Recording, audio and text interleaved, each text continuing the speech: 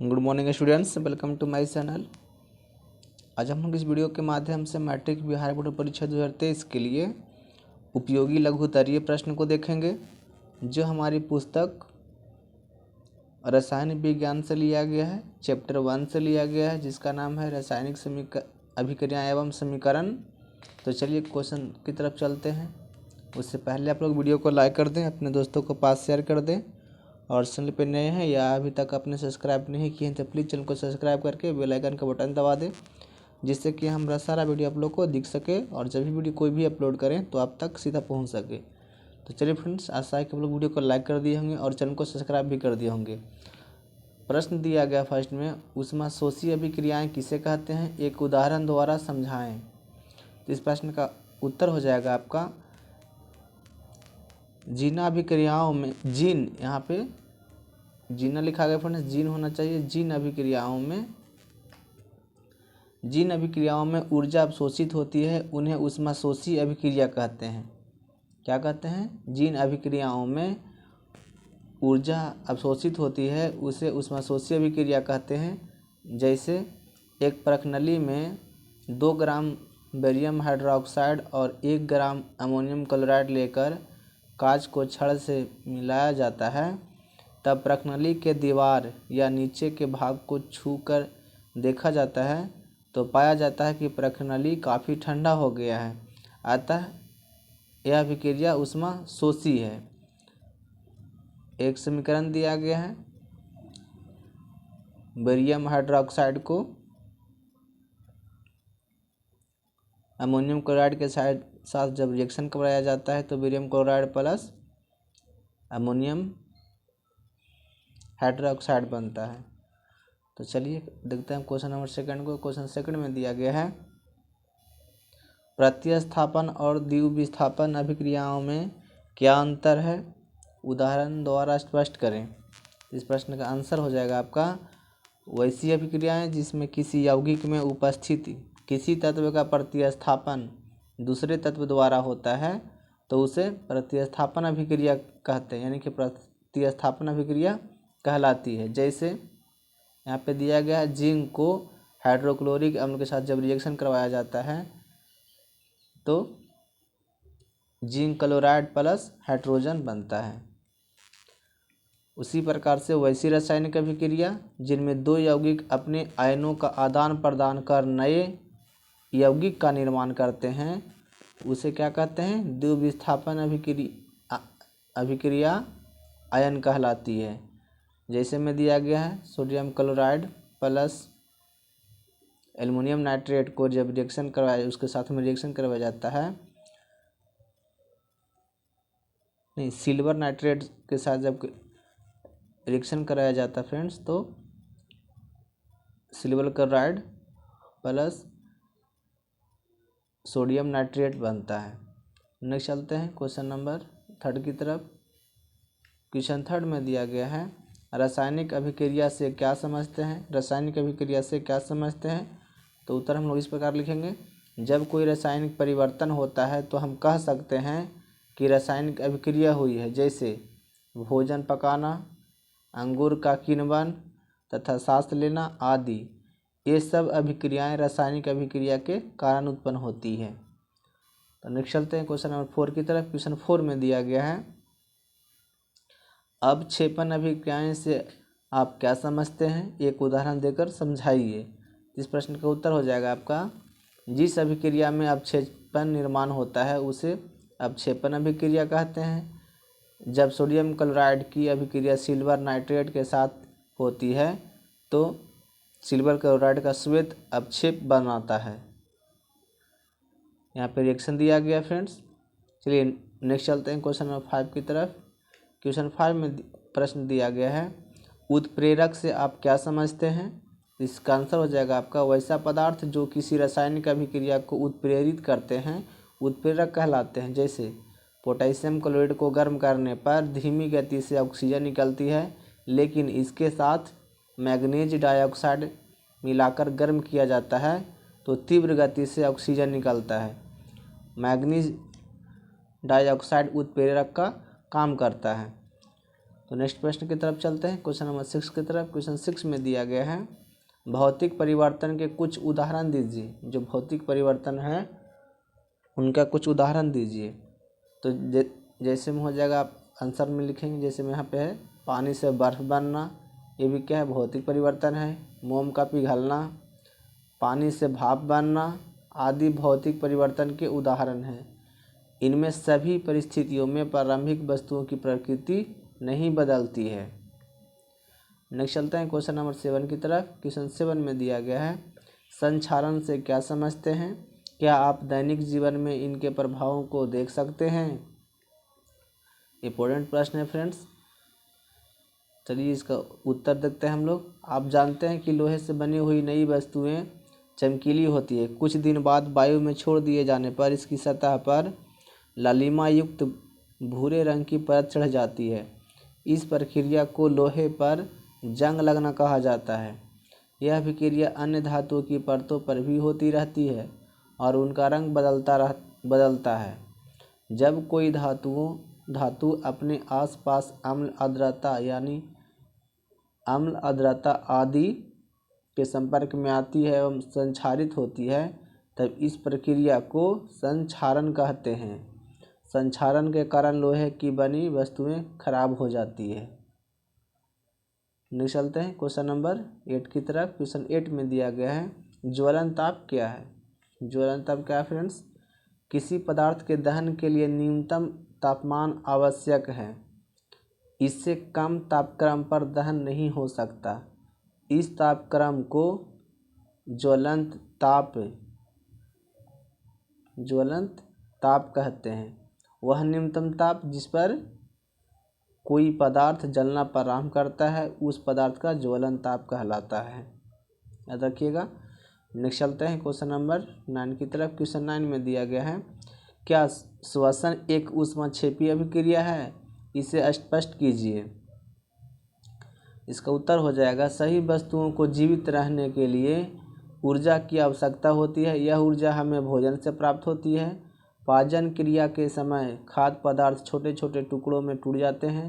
जैसे चावल, आलू, ब्रेड में कार्बन डाइऑक्साइड होता है। आलू ब्रेड में कार्बोहाइड्रेट होता है। इस कार्बोहाइड्रेट के टूटने से ग्लूकोज प्राप्त होता है। ग्लूकोज हमारे शरीर की कोशिकाओं में उपस्थित ऑक्सीजन से मिलकर हमें ऊर्जा प्रदान करता है। इस अभिक्रिया का विशेष नाम श्वसन है। अतः श्वसन भी एक ऊष्माक्षेपी अभिक्रिया है। तो नेक्स्ट चलते हैं फ्रेंड्स क्वेश्चन नंबर 10 की तरफ। क्वेश्चन 10 में दिया गया है बुझे हुए चूने के विलयन का उपयोग दीवारों की सफ़ेदी करने में क्यों किया जाता है?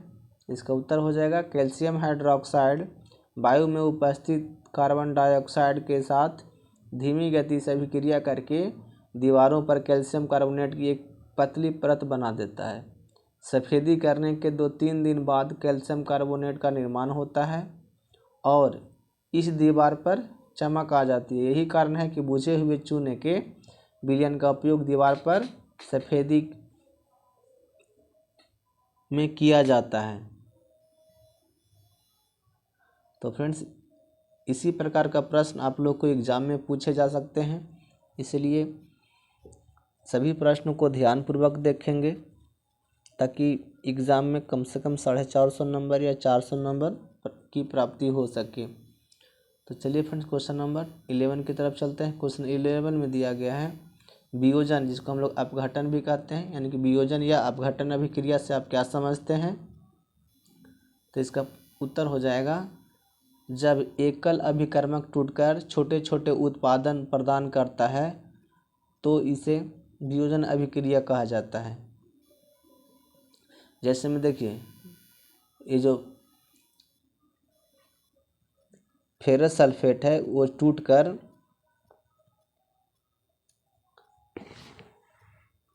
कई भागों में मतलब कि बट गया है। रिएक्शन आपके बीच में दिया गया है। गर्म करने पर फेरस सल्फेट जिसका सूत्र होता है FeSO4 7H2O क्रिस्टल जेल त्याग देता है और क्रिस्टल का रंग बदल जाता है। इसके उपरांत यह फेरिक ऑक्साइड सल्फर डाइऑक्साइड तथा सल्फर ट्राइऑक्साइड में वियोजित हो जाता है। फेरिक ऑक्साइड ठोस है जबकि सल्फर डाइऑक्साइड और सल्फर ट्राइऑक्साइड गैस है। नेक्स्ट चलते हैं फ्रेंड क्वेश्चन नंबर 12 की तरफ। क्वेश्चन 12 में दिया गया है संयोजन अभिक्रिया किसे कहते हैं, एक उदाहरण से स्पष्ट कीजिए। फ्रेंड्स केमिस्ट्री में जो भी प्रश्न आएंगे लगभग आपको डिफिनेशन ही आएंगे और उसके साथ उदाहरण के साथ साथ लिखना होगा 1-2 रिएक्शन, यानी कि उदाहरण के तौर पर रिएक्शन लिखना होगा। तो चलिए फ्रेंड्स चलते हैं, इससे आप लोग को 2 में 2 मार्क्स मिल जाएगा क्योंकि ये सब जो प्रश्न आएंगे वो 2 मार्क्स के लिए आएंगे। तो इस प्रश्न का उत्तर हो जाएगा ऐसी अभिक्रिया जिसमें 2 या 2 से अधिक अभिकारक मिलकर एकल उत्पाद का निर्माण करते हैं उसे संयोजन अभिक्रिया कहते हैं। जैसे में कैल्शियम ऑक्साइड जल के साथ मिलकर कैल्शियम हाइड्रोक्साइड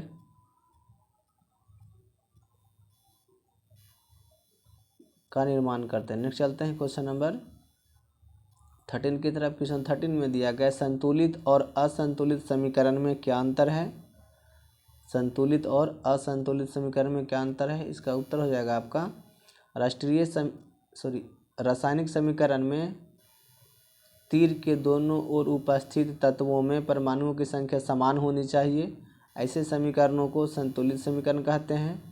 और ऐसे समीकरण जिनमें अभिकारक और प्रतिफल तीर के चिन्ह के साथ दर्शाए हुए हैं किंतु तीर चिन्ह के दोनों ओर उपस्थित परमाणुओं की संख्या समान नहीं हो तो उसे क्या कहेंगे, असंतुलित समीकरण कहलाता है।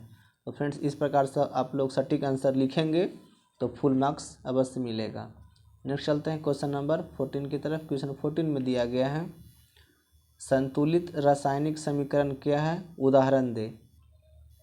तो देखिए हम लोग पिछले प्रश्न भी किए थे जिसमें दोनों था, संतुलित और असंतुलित रासायनिक समीकरण दोनों था, तो इसमें सिर्फ संतुलित समीकरण क्या है, उदाहरण देना है। तो इसका उत्तर हो जाएगा वैसा रासायनिक समीकरण संतुलित रासायनिक समीकरण कहा जाता है जिसमें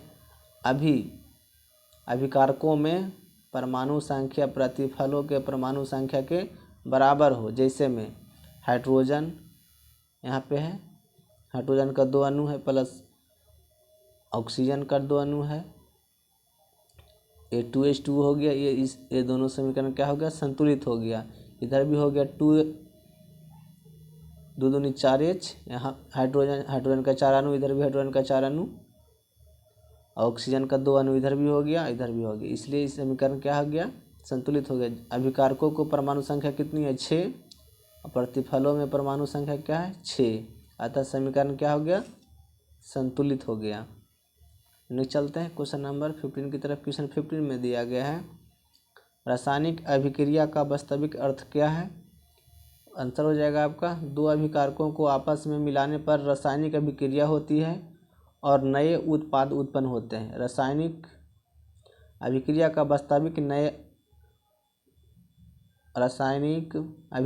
वास्तविक अर्थ नए उत्पाद बनाना है। जैसे में हाइड्रोजन और ऑक्सीजन को मिलाते हैं तो जल का निर्माण, एक नया पदार्थ यानी कि जल का निर्माण होता है। नेक्स्ट चलते हैं क्वेश्चन नंबर 16 की तरफ। क्वेश्चन 16 में दिया गया है रासायनिक अभिक्रियाएं कितने प्रकार की होती है, प्रत्येक को लिखें। तो फ्रेंड्स रासायनिक अभिक्रियाएं इसका उत्तर हो जाएगा रासायनिक अभिक्रियाएं इस प्रकार हैं। पहला में संयोजन अभिक्रिया, दूसरा दिया गया वियोजन अभिक्रिया, तीसरा दिया गया विस्थापन अभिक्रिया, उसके बाद द्विविस्थापन अभिक्रिया, उसके बाद दिया गया उपचयन जिसको अपचयन यानी कि रिडॉक्स अभिक्रिया भी कहते हैं। 6 में है अवक्षेपण अभिक्रिया और 7 में ऊष्माक्षेपी और ऊष्माशोषी अभिक्रिया। तो इतने ये सब जो हैं ये रासायनिक अभिक्रियाएं का प्रकार है। नेक्स्ट चलते हैं क्वेश्चन नंबर 17 की तरफ। क्वेश्चन 17 में दिया गया है उपचयन अपचयन अभिक्रिया यानी कि रिडॉक्स अभिक्रिया से क्या समझते हैं। तो इसका उत्तर हो जाएगा किसी रासायनिक अभिक्रिया में एक अभिकारक उपचयित तथा दूसरा अभिकारक अपचयित होता है तो इन अभिक्रियाओं को उपचयन अपचयन या रिडॉक्स अभिक्रिया कहते हैं।